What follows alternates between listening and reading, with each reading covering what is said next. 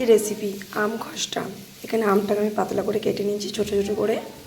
আর এখানে লাগছে খসটা আর কাঁচা লঙ্কা। আমি পাকা দিকে দিয়েছি লঙ্কাটা, আপনারা চাইলে কাঁচাও দিতে পারেন। খসটাটা আমি পেস্ট করে নিয়েছি।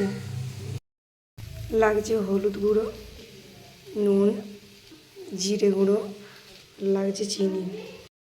গরম হয়েছে, ফোড়ন দিয়ে দিয়েছি। এবার দিয়ে দেবো আম।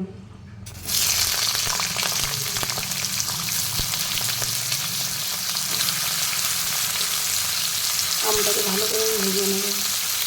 আমটা আমার হালকা ভাজা হয়ে গেছে, দিয়ে দেবো হলুদ,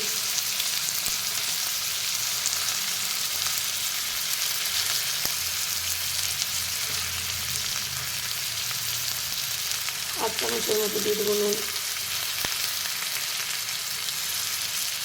আমটাকে আমি আরেকটু ভালো করে ভেজে নেব। আমটা ভালো করে ভাজা হয়ে গেছে, এবার দিয়ে দেবো 2 চামচের মতো চিনি।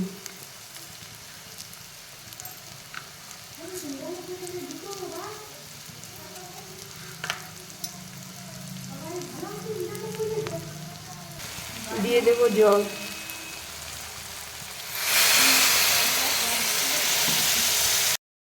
এরপর খসটাটা আমি দিয়ে দেবো। খসটাটা দিয়ে ভালো করে ভেজে নেবো আমটা। আম খসটাটা ভালো করে আমার ভাজা হয়ে গেছে। আম খসটা রেসিপি রেডি।